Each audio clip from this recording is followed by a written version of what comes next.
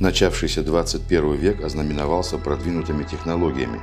Развитие современного мира сделало резкий скачок вперед. Однако мало что изменилось в неблагополучных семьях, в семьях, где люди нуждаются, не получая самого необходимого для жизни. Сухумский рынок. 8 часов утра. Акция начинается с покупки продуктов питания. За эти годы процесс закупа отработан до мелочей. Изучены цены у разных продавцов. Выбирается товар нужного качества. Картофель, капуста, морковь, лук. 15 тысяч минус 12 350. 2650. Сегодня у нас был закуп на 18 семей, 180 килограмм картошки, 86 килограмм капусты, 54 килограмма лука и 54 килограмма морковки. Сначала приобретаются овощи. Для того, чтобы при вручении продуктов не терять время на сортировку, купленный товар сразу фасуется по персональным пакетам. Следующий закуп – мука, крупы, сахар, чай и прочие продукты. Грузчик уже не первый раз укладывает купленные продукты в «Газель». Продукты надо уложить компактно, чтобы их удобно было выдавать на месте.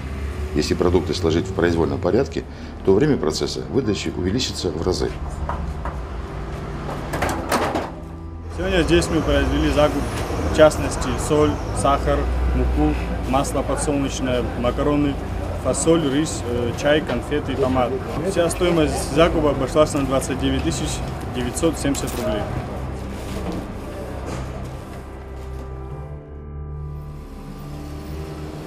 Первая поездка в Удовудский, Гагарский районы. Люди, которым необходима помощь, живут далеко от нового Афона, и сотрудники социального отдела сами привозят помощь на дом. В деревнях, конечно, трудно. И с жильем трудно, и с продуктами трудно, и с финансами трудно. У них нет возможности, чтобы у каждого была машина куда-то приехать, забрать продукты. И мы развозим вот по домам каждому. Там у кого-то 8 душ, у кого-то 10, у кого-то 12. Это очень трудно. И вот и зимой, и летом возим людям продукты. Село Приморск. Сейчас в доме живут Изольда Хагба и Анастасия Хагба с 3 детьми. Соль, сахар, мука, масло, макароны, фасоль, рис, чай, конфеты, томат. Помощь стала оказываться семье Хагба с того момента, как приехала из Донецка невестка с детьми. Анастасия родом из Донецка, там же вышла замуж. За это время родилось 3 детей. После смерти мужа приехала в Абхазию, жила 2 года, но потом опять с семьей уехала в Донецк. После начала военных действий на Украине, обстрела и бомбардировок жилых кварталов, Анастасия с 3 уже повзрослевшими детьми опять вернулась в Абхазию. Учитывая, что постоянной работы нет, семья сталкивается с финансовыми проблемами. Этот спортом занимается, выезды, все это за счет родителей. Деньги я не имею. Тут школа, одеваться, взрослые 3 формы, учебники тоже платные у нас. Вот, со всеми трудностями приходится сталкиваться. Вот где-то временно там нашла работу в кафешке, ну а кафе что, там 500 рублей в день, там на эти деньги, к сожалению, детей своих не подымешь, как бы хотелось. Каждый из людей, которым оказывается помощь, дает собственную оценку. Вообще без них мы не знаю, как жили бы. Когда операции тоже в Краснодаре ребенку младшему делали, они помогли тоже нам. Ребята с нового Афона молодцы, помогают, где-то на чем-то ты даже сэкономишь какие-то копейки, они принесли продукты, нам эти продукты хватает. Вот, за счет, что они привозят нам продукты, мы где-то копейку эту сохраним. Мы каждый день ездим на тренировки, дорога туда-сюда. Кемал Хагба уже более 10 лет занимается футболом. В 2005 году играл в Донбассе, сейчас играет в Новом Афоне. Несмотря на трудное положение в семье, делается все, чтобы подросток не оставлял спорт. Я получила это в Афоне за занятое 2-е место. Учитывая, что за 3 поездки необходимо произвести закуп, привезти и раздать помощь около 40 семьям, необходимо проводить определенную подготовительную работу, которую взяли на себя работники социального отдела при Новоафонском монастыре. Ну, у нас обширная география, можно сказать, практически по всей Абхазии выезжаем. Заведомо зная, что мы будем совершать выезд, мы обзваниваем все семьи и как бы предупреждаем их о том, что будем осуществлять раздачу гуманитарной помощи. Как бы есть места, где назначены, куда люди, семьи могут спуститься, да, у кого есть такие возможности. Мы осуществляем выдачу именно там, на местах. Те, кто не могут и не имеют возможности, не имеют транспорта, приезжаем уже к ним на дом и выдаем гуманитарную помощь уже на месте. Более 80% все-таки, да, живут в труднодоступных местах и не имеют возможности спуститься хотя бы до центральной трассы. Поэтому мы осуществляем в основном поездки на места. Село Аци, Удавудский район. Семья Шалико Тиковича Хуртаглы. Воспитывают 3 детей. Материальное положение семьи оставляет желать лучшего. Печка-буржуйка, на кухне мебель 40-летней давности.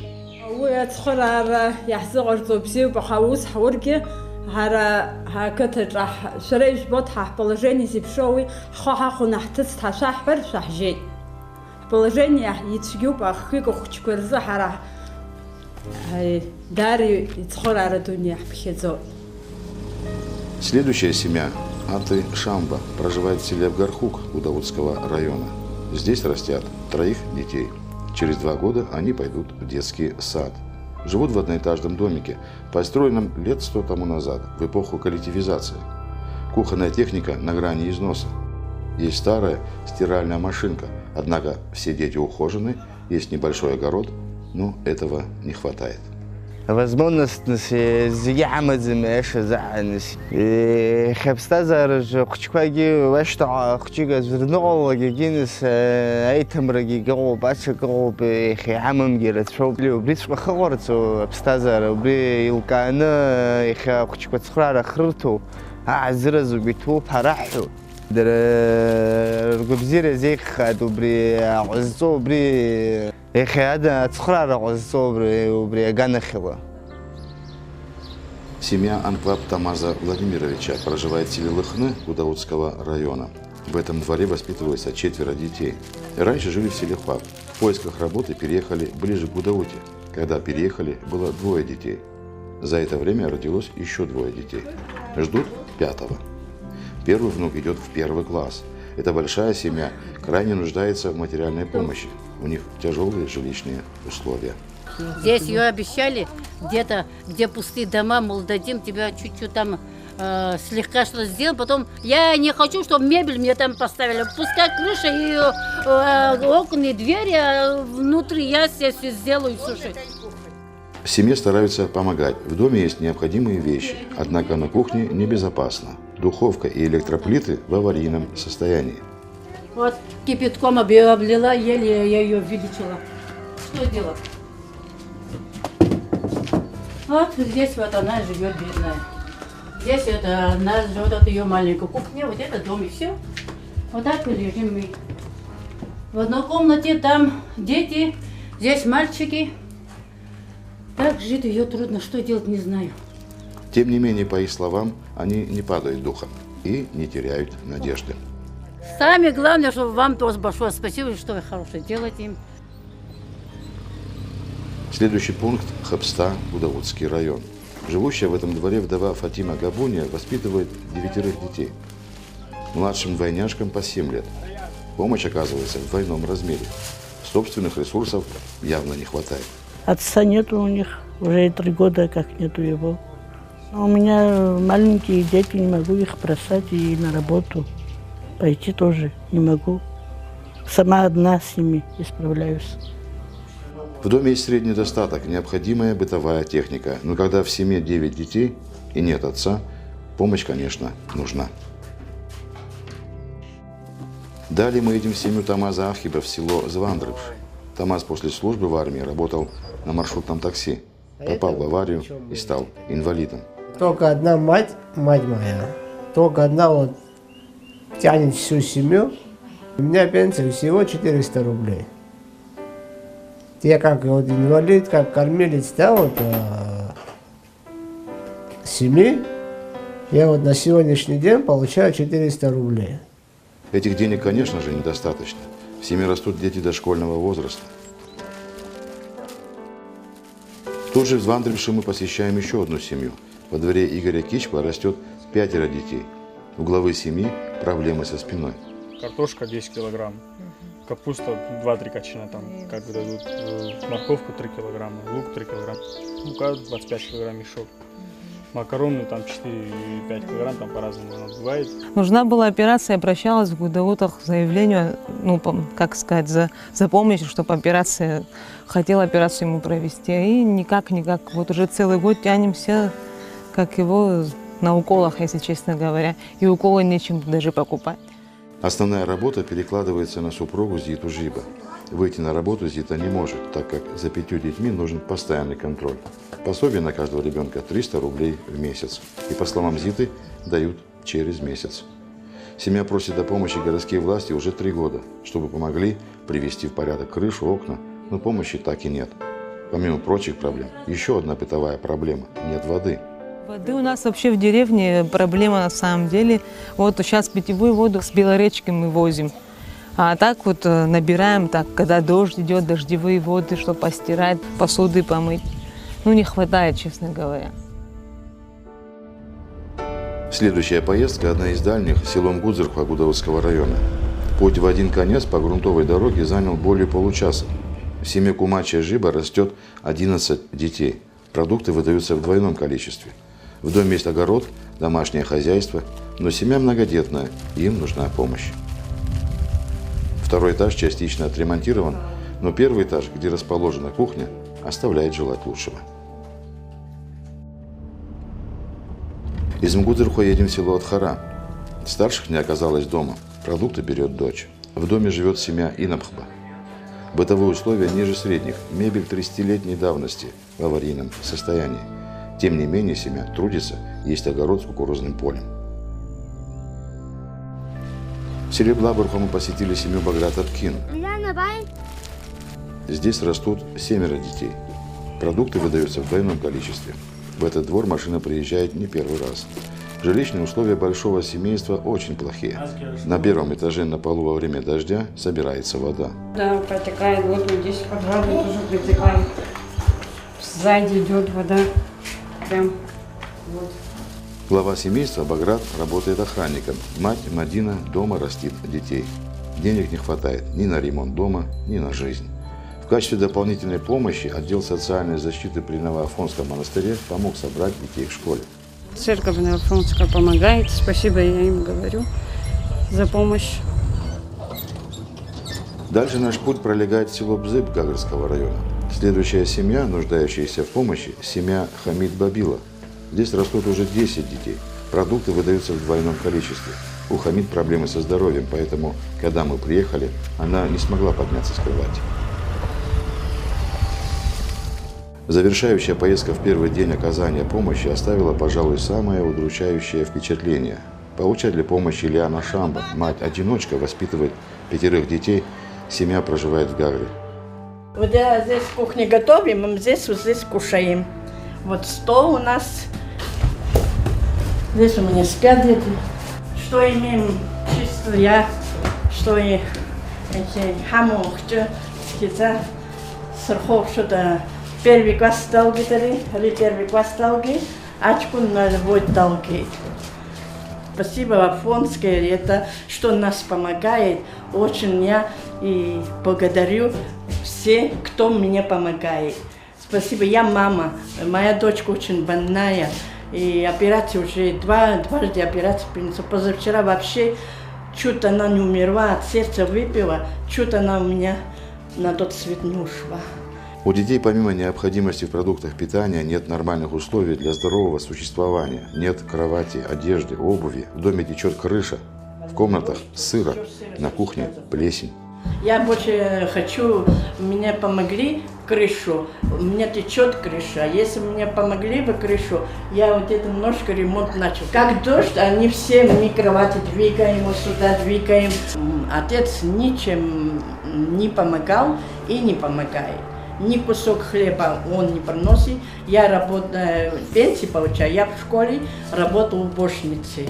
Я крещенная и хочу и вот этих детей покрестить. Я благодарю Богу, мне Бог помогает во всем. Я верю Богу, я церковная веру.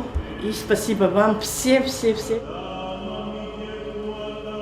И как всегда ситуацию спасает милосердие и благотворительность.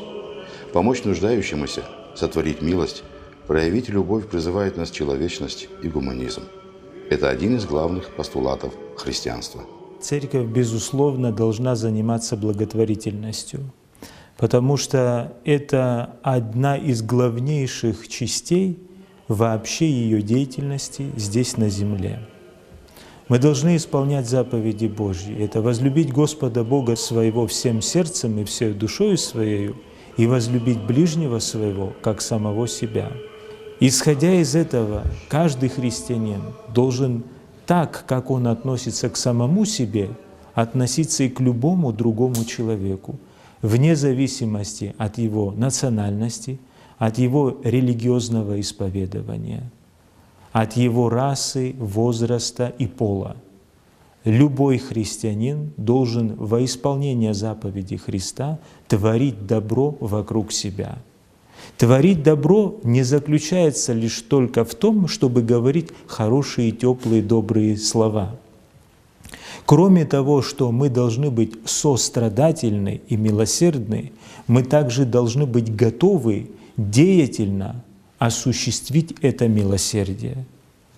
Любой человек, который владеет какой-то профессией, должен, если он христианин, исходя из того, что он может сделать, помочь своему ближнему. Мы должны одеть того, у кого нет одежды.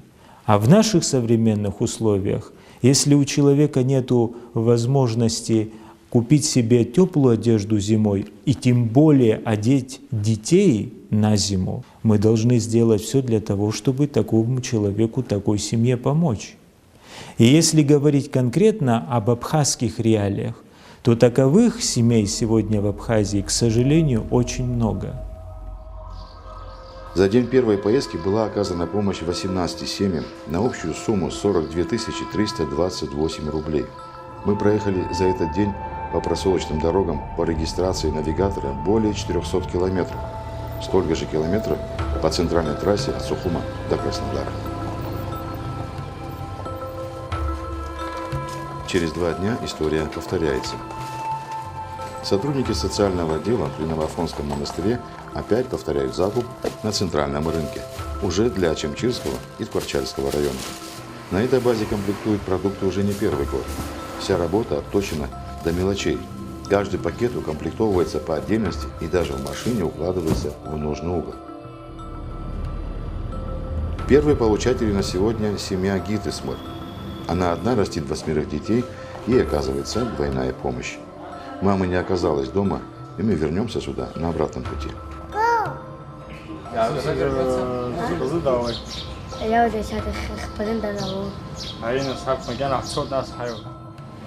Далее направляемся в село Бабушера, находящееся в районе аэропорта. Несмотря на предварительные договоренности, получателя не оказалось дома. Приходится самим выгружать продукты. В получении расписываются соседи. В следующей семье мать Асмат Какаля, одна воспитывает 4 детей. Постоянной работы нет. Я работаю, что получаю, мне хватает пока времени. Потом не знаю, смотрю. Асмат уже 5-й месяц получает помощь, и она ей необходима. Жилищные условия можно назвать средними. Одна из комнат отремонтирована, семье помогли мебелью, телевизором, но на кухне условия не лучшие. Крыша течет, плесень. Приезжаем к следующему получателю помощи в село Кутола Чемчирского района, в семью Жанны Георбелидзе. Жанна одна самостоятельно воспитывает 5 детей. Пока выгружаем продукты, к нам подходит соседка, которая не является получателем социального отдела Новоафонского монастыря. Бабушка и внучка нуждаются в медикаментозной помощи. Алмазхан предлагает помочь лекарствами. Вам какие лекарства необходимы есть? Откуда вы? За что? Пенсию у меня я... Давайте вы дайте нам список лекарств, я вам их привезу. Жанна получает помощь на детей от государства, но только этой помощи не хватает. Я сама тоже не работаю, дома сижу, 5 детей, и нелегко воспитываю. 5 детей 24 часа должны покушать, кто в школу идет, кто в школу не идет, дома находимся и сама воспитываю, как вы видите, вот они сколько раз приезжают, нас без этого внимания не оставляют они. Дети обуты, одеты, обстираны. Условия жизни можно назвать тяжелыми. На кухне течет крыша, плесень, сырость. Зимой здесь очень холодно, окна не удерживают тепло, везде щели. Ремонта нет, и вот трудно, я их купаю, вот это удобство нет, вот так. И кто в школу идет, то зимой очень трудно. Купать, вот искупаешь, заболеют, искупаешь, бани нет, ничего нет. Возвращаемся в Агудзеру. Мать семейства так и не приехала. Начинаем выгружать помощь. Это с Новоафонского монастыря. Можете уже спускаться, забирать. Семья живет на 8-м этаже, и сотрудники соцотдела помогают детям поднять продукты. Администрацией района семье была выделена квартира в нежилом доме.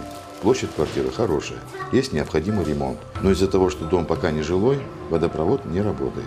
И воду детям приходится поднимать с нижних этажей. Далее направляемся в село Мерхеул Сухумского района. В этом доме живет пенсионерка Светлана Дорожане с сыном-инвалидом. Помощь получает с 2014 года, каждый месяц. Знаете, ну как, что вам сказать, вот это мне миллион стоит. Вот это лекарство самое главное лекарство. Все такое дорогое тоже, купить иногда не могу. Выбираю, что подешевле, а это не помогает. Светлана недавно перенесла инсульт. Проблемы со здоровьем не оставляют ее. Очень болею. Вот недавно шла домой. Сознание потеряла. Хорошо, что будка там рядом. Подняли, скорую вызвали, уколы сделали, привезли домой. Очень тяжело. Каждый получатель по-своему пытается экономить продукты, чтобы их хватило на большее время. И мы, конечно, тянем, а тогда мука, конечно, останется подольше. В этом же селе посещаем еще одну семью. Глава семейства Ломия Рудик самостоятельно воспитывает 5 детей. Один из сыновей учится в интернате. Мебель, находящаяся в комнате, кресло и диван не новая. Телевизор в доме – подарок добрых людей. Рудику удалось обшить комнаты изнутри новыми листами фанеры. Раньше зимой в доме было очень холодно. Надо менять крышу, но на это нет денег. Несмотря на ведение домашнего хозяйства, огорода, продуктов хватает примерно на неделю. И то тоже спасибо, уже 2 года почти так помогаем.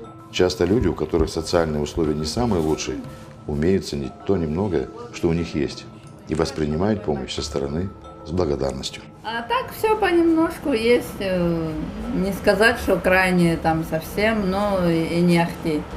Благодарны им очень даже. Все-таки есть подмога.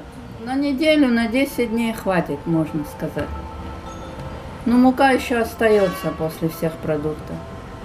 Потому что дети не могут хлеб печь, когда я спеку, когда сами как-нибудь спекут. Возможности этой семьи крайне скудные. Есть много необходимых вещей, на которые у них просто нет средств. Нам нужна посуда, постельное белье, чайные чашки, тарелки. Условия жизни не лучшие. Кухня вся продувается, в стенах щели. Недавно сами, как могли, обустроили ванную, в которой тепло только летом. Есть старая стиральная машинка. Возвращаемся в Сухум, на улицу Комсомольская. Получатель помощи Арш Баэсма. Из-за состояния здоровья сама не может взять продукты. Сотрудники соцотдела помогают занести коробки. Рядом живет еще один получатель – Богатыря Вадим. Он воспитывает 4 детей. Младшей дочке 3,5 года, старшей 14 лет. Переехал в Сухум из села Атара Чемчирского района. Раньше работал на стройке, сейчас нет постоянной работы. За проживание в этом доме каждый месяц семья платит 5000 рублей. В доме есть огород, водопровод, но нет нормальной мебели. Едем дальше. В этом же районе, бывшая улица Комсомольская, ныне улица Мушни-Хварская, проживает еще одна семья. Картошка, капуста, морковка, лук, сахар, соль, мука, масло, макароны, фасоль, рис, чай, конфеты. Старших дома не оказалось, продукты получают сами дети. Следующий пункт назначения – Сухум, район турбазы. Помощь получает пенсионерка. В ее семье на иждивении 3 детей, внучка инвалид и больной муж. В доме разрушена крыша. Старая постройка находится фактически на земле.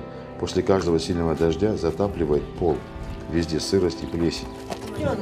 Зашла вода сюда, вот, пожалуйста. Я не могу. Наша кухня. Вот. И так мы живем. 5 человек нас. Старый вот это холодильник, печка из мусорника, то, что вот починили. Соседи купили печку. Пенсия 500 рублей. Ребенку в школу только хватает. Я 150 получаю, дочка 300, трое получают по 500. Российское ничего нет у нас. Единственное, что только одевать ребенка хватает, больше ничего.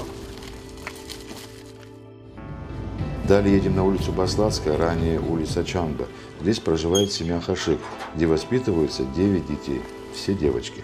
У старшего ребенка проблемы со здоровьем. Помощь оказывается в двойном размере. После раздачи помощи в районах едем в город Сухум. Посещаем семью Натальи Жарской. Наталья сейчас на пенсии. Одна воспитывает сына-инвалида первой группы с заболеванием ДЦП. В доме не лучшие условия для жизни.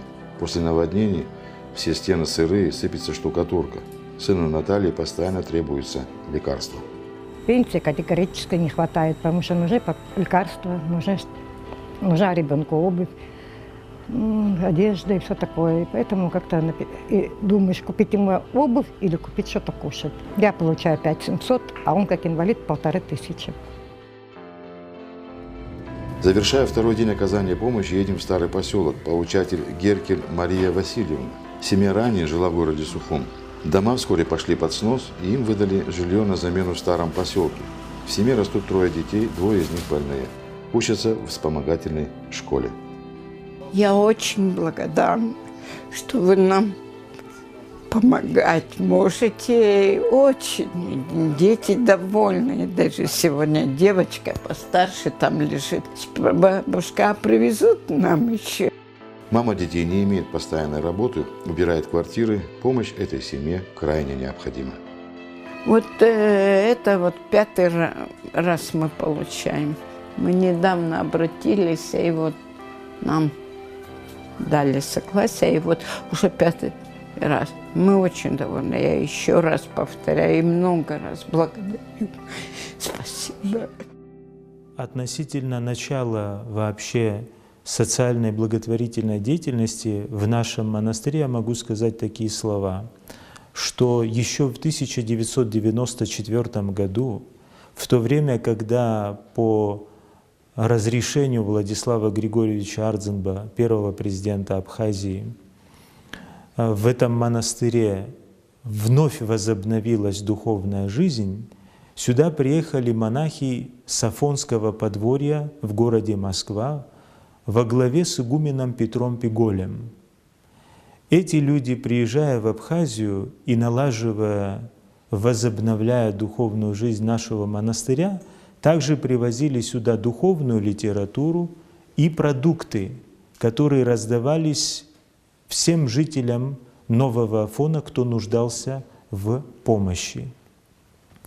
Это, можно сказать, первый этап, начальный этап деятельности монастыря, в том числе в оказании помощи жителям нашего города Нового Афона, но и Абхазии. В связи с тем, что огромное количество людей обращалось за помощью в монастырь, мною было принято решение о создании такого отдела. Я обратился к молодежи Нового Афона с просьбой помочь мне в осуществлении этой деятельности благотворительной, потому что жизнь в монастыре и постоянная повседневная деятельность монастыря, она также требует особого внимания. И у меня не хватало просто сил для того, чтобы полноценно оказывать помощь и то внимание тем людям, которые обращались сюда, прося помощи и поддержки. И вот Алмазхан Бебия, Дионис Яланчиди, а также Варлам Аргун. Эти ребята пришли сюда в монастырь и стали работать в отделе социального служения и благотворительности. И уже, можно сказать, 2 года полноценно осуществляется достаточно масштабная помощь нашему народу, многочисленным семьям и нуждающимся людям. Утро опять начинается с закупа на рынке. Сегодня нужно посетить Ачимчирский и Ткварчальский районы. Отличие сегодняшней раздачи продуктов в том, что часть получателей собирается на определенном месте у трассы. Сегодня в дополнение к продуктам питания есть одежда. Несколько мешков с вещами, которые жители Афона и прихожане Новоафонского храма пожертвовали для нуждающихся. Ну, тяжелее жить в Ачимчирский район. Некоторые семьи не живут, а выживают. Очень тяжело им и трудно. Что мы развозим в месяц 1 раз, да можно сказать, что им очень помогает. И у кого-то 10 душ детей, у кого-то 12. Это всех кормить тяжело. Тем более в Ачимчирском районе, там у них и зарплата маленькая, и работы нету. Вообще у нас 57 дворов, а в общем 300 человек. Кого мы вот развозим, и дети, и, там, и бабушки. И... Конечно, это тяжело, и мы устаем, но зато людям делаем добро, и им хорошо, и нам тоже хорошо. Елизавета Когохи живет в районе чайфабрики Ачимчирского района. Воспитывает 4 детей. У одного из детей эпилепсия. Врач говорит, пока ребенку не исполнится 13 лет, он должен пить лекарство Дипакин. В аптеках оно стоит более 1000 рублей. Привозимое фондом лекарства хватит на 3 месяца.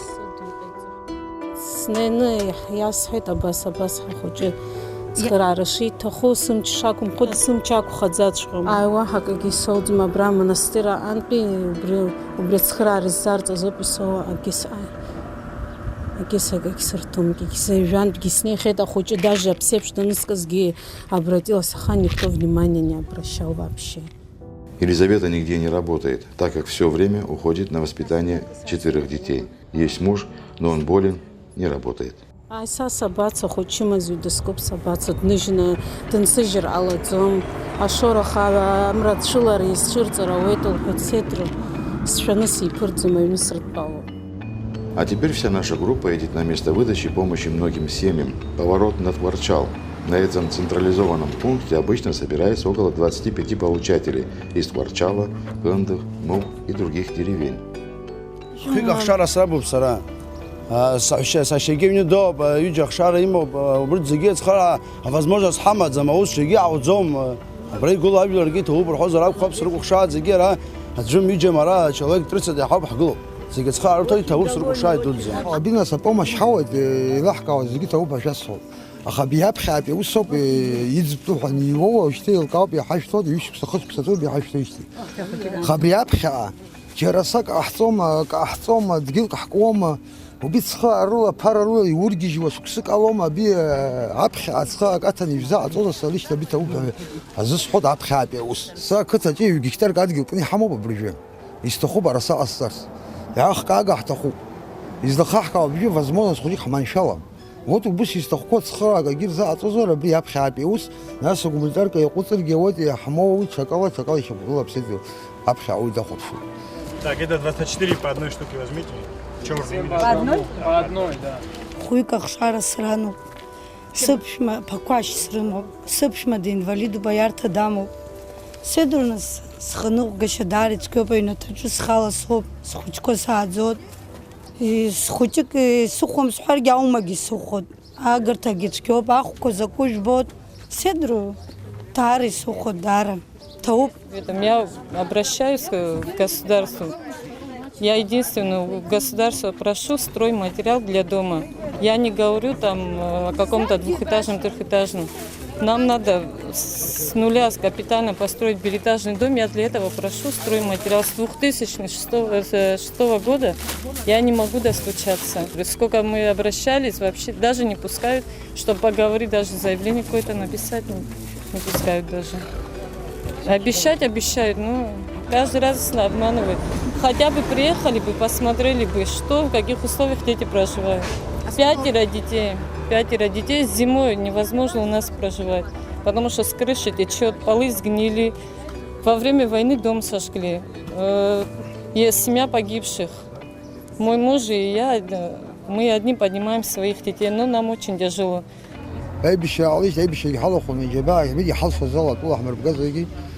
بري تخاقات بطرق وحصوصة حرجينا هيز حوالي بيحتخوها هيز حوالي أمدار رياض كده كي حكم بعرف إيش شوية بس صوب هو بس حص قالنا سوا دوز.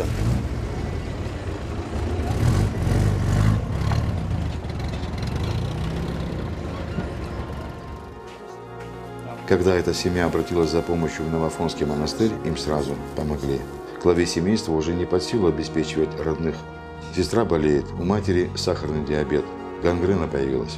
Уже удалили одну ногу. Чтобы не потерять вторую, делают капельницы.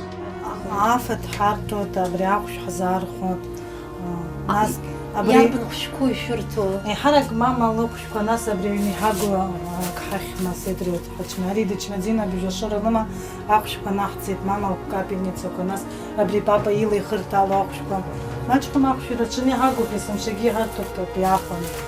Синтамицину майну мачку махшла пупуски дис. Ривана массажа хден собраха массажа азарт ччти ага позбига харахан харгет харахашубски ду харгазомс агис Абрилоп светпала мама уил хадахона бюран загил шапы дух гыла на коляска длахона хожил шапы гилыхите кочахит я не знаю шатся такие شو زاتو شو زلاوي وس أقول هيها بنزين تحته قارا خوجك حور براخ وبريك حزبشن عم تعجيت عم زي كوتشخد زومس تبري قارا حزبشن عم تعجيت عم вовремя عم تزي بري بيخس. В этой семье работает только одна Аза. У нее 6 детей и муж инвалид. Во время войны весь дом был разрушен и сожжен. Семья не захотела уходить из своего дома и как смогла восстановила его. Как в многодетной семье на каждого ребенка государство платит по 500 рублей. И мужу-инвалиду войны 10 тысяч рублей. Акызджик сзыхьоц храра бревна хып. Уаха как истахцам гис. Агис ишахаула как абревна кванава хашама мабраяу. Икылсует бааԥсыла зехьынџьара иҳамаз ахәыҷгьы абри аӡиа баахьыдхьых нас идәылган исыршәхьоу рацәоуп саҭамыз ихьысшәагьы аха ақәа кылсует бааԥсыла. В этом доме живет семья Липсая Манучара из 11 человек. Продукты получают в двойном размере. Во время войны дом, Пацха, все сгорело и пришлось восстанавливать. После грузино-абхазской войны помощи от государства не было. У главы семьи есть пенсия, как у участников боевых действий. Есть домашнее хозяйство. В сезон все занимаются выращиванием арбузов. Но эта работа временная, и денег на 11 человек не хватает.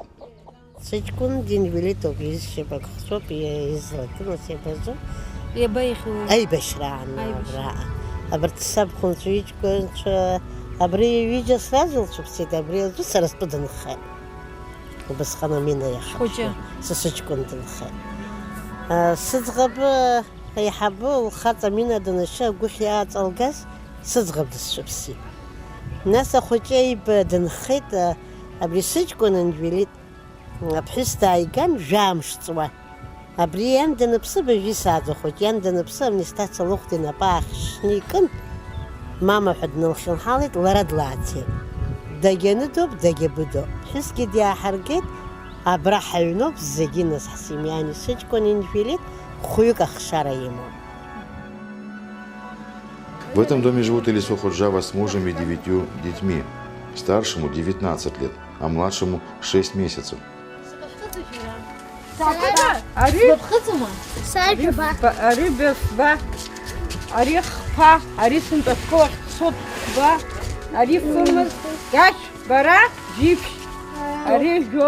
В доме непростая ситуация.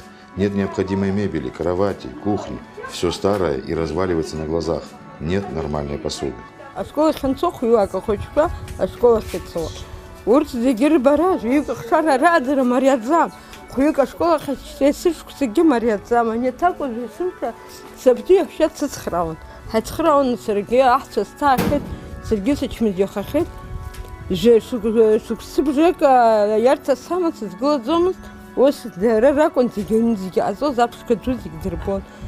Дара ухаჩқәагьы цхыраара ахьырҭаху ус руеит, даргьы ируеит, егьыс шәара иаажәго, уигьы ԥыҭк иҳазхо, дара рпособиагьы ҳауа, уигьы нас ицырхырааны ԥыҭ-ԥыҭк ҳнанагоит, нас инаҳзымхогьы аҟазар акәхап, уигьы нас џьара иҳаԥсахуеит аԥара, нас убригьы иаҳхьеиҳаргӡаны иаҳшәот, убас ҳаиуеит макьанатә азыҳәан, ус зынӡа ҳнапы рххо ашәшәыла, ашьақар, аџьыка ҳазегьы ҳилнагоит. В семье Зиты растет 9 детей, самому старшему 20 лет, младшему 1 год. Помощь стали получать в сентябре прошлого года. Продукты хватает на 10 дней. Зита нигде не работает, у мужа нет постоянной работы. Ремонтирует машины в селе, самая большая его оплата больше 3000 не бывает. Отдел социальной помощи при Новоафонском монастыре выделил средства на корову. В доме течет крыша, на 2-м этаже сырость, о ремонте нет и речи. Бежвикцот, ашколах бежвикцот, бежвикела пароб, хышматала бежвикела, нге танги карфу еще тузат, табу харас варит люцен, бицхарари, хартоги, ахучкоги нас хышмат, пособи ова, хучкояли узнух, казум сарови, хышмат и сава пенсия хаза что, 24 сталдвы. Вас нела кочем вчера чешила сайка аспод, вы шайва мюринцо. В нашей второй поездке мы узнали о том, что бабушке из Дранского района необходима помощь в лекарствах. Сотрудники отдела социальной помощи купили необходимые медикаменты и привезли их. Вены у меня вздуваются. Так болят вены, что не страшно. Дай эту записку. Этого хватает пока на какое-то время? Да, это на короткое время хватит. На сколько вообще хватает? Ну, это уколы вот хватает на месяц где-то так примерно. Сегодня у нас 3-й завершающий гуманитарный выезд в этом месяце. Ездили в Ачимчильский район и город Ворчал, совершали раздачу гуманитарной помощи. И вот так каждый месяц по накатанной схеме мы совершаем наши выезды. Конечно, вносим какие-то коррективы, когда по мере поступления новых заявлений мы рассматриваем и добавляем новые семьи в наши списки. Вот как вы заметили, сегодня мы внесли бабушку, да, она у нас будет получать лекарства каждый раз, которые необходимы. Вот по такой методике работаем и осуществляем такую помощь. Новоафонский монастырь несет на себе такие обязанности в помощи местному населению. Каждый месяц трижды осуществляются выезды из монастыря сотрудниками отдела социального служения и благотворительности, которые развозят около 70 семьям по всем районам Абхазии продукты питания. Но среди этих семей есть еще такие нуждающиеся многодетные семьи, где эта помощь оказывается вдвойне. Я думаю, что этот список будет расти и дальше, и более чем 80 семей помощь будет оказываться.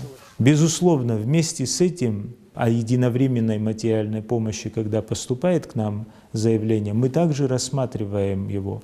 А какой характер может быть таких заявлений? Например, кто-то вывозит своего больного ребенка за пределы Абхазии, в Россию. Если какие-то благотворительные фонды оказывают свою помощь в сборе средств для лечения таких детей, то они не оплачивают дорогу и проживание этих людей. Родители этих детей обращаются к нам также с просьбой оплатить им проезд и проживание там, где будет осуществляться лечение их ребенка. И, безусловно, мы также снисходим на эту просьбу и помогаем людям в этом. В Абхазии есть также много людей с ДЦП, а также таких случаев, когда родители, один из родителей оставшихся, или брат, или сестра смотрят за своим больным родственником. И они в этой связи даже не могут найти себе работу, они не могут прокормить себя и очень сильно нуждаются, как и материально, так и морально. И когда такие люди находят к нам дорогу в монастырь, мы также принимаем решение о том, чтобы в обязательном порядке помогать таким людям. Там, где есть инвалиды в семье, и им трудно выехать и покинуть своего родственника больного, мы привозим туда медикаменты и все, что необходимо для поддержания этого больного. Также, когда к нам обращаются по поводу теплой одежды или вообще закупа одежды, могу сказать, что к началу учебного года мы получаем несколько десятков заявлений относительно помощи в приобретении одежды и подготовки детей для школы. Потому что это недопустимо, если ребенок, который должен идти и получать знания в школе, из-за того, что ему нечего одеть, останется без учебы и не будет развиваться. Я могу сказать, что более десятка таких обращений у нас в этом году уходящем было. Кроме того, в зимнее время есть также обращения, когда люди просят дать им теплые одежды для детей или же выделить средства для того, чтобы их приобрести. Ведь, безусловно, это должна быть и обувь, и верхняя одежда и так далее. К сожалению, исходя из тех обращений, которые к нам поступили, можно сказать о том, что в целом вот эта вот социальная благотворительная деятельность у нас пока еще не настолько эффективна в стране. Но долг монастыря, долг нашей церкви — оказывать помощь тем нуждающимся, кто обращается к нам. Я бы сказал даже более — искать таких людей, кто нуждается в помощи, и делать все для того, чтобы их жизнь стала легче. Если говорить о числах и о том, сколько затрачивается на это, то можно спокойно сказать, что на сегодняшний день более чем 200 тысяч рублей затрачивается только на покупку продуктов питания. А в целом по благотворительности, безусловно, эта сумма ежемесячно может превосходить несколько сот тысяч рублей. И я хочу сказать, что в разных случаях, при разных обстоятельствах, когда люди обращаются к нам за помощью, мы всегда стараемся ответить и помочь настолько, насколько это возможно. Единственное, что обращения многочисленные. То есть это не единичные обращения, это многочисленные обращения. И я хочу сказать также, что монастырь, наша церковь, будет осуществлять эту деятельность в своей стране и для этого народа, который живет здесь, во исполнение заповедей Христа, во исполнение того, для чего церковь должна быть среди людей и в обществе.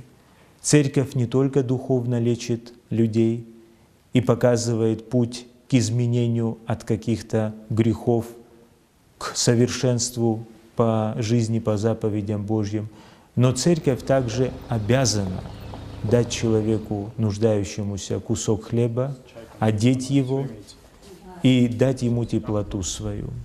Я хочу поблагодарить тех людей, которые помогают сегодня в осуществлении этой деятельности в Абхазии, наших сотрудников, поблагодарить всех тех людей, которые откликаются на нашу просьбу, привозят нам теплые вещи для тех, кто нуждается, а также оставляют какие-то средства для того, чтобы могли закупить больше продуктов. Большое им спасибо за это. Господь да благословит этих людей и их семьи.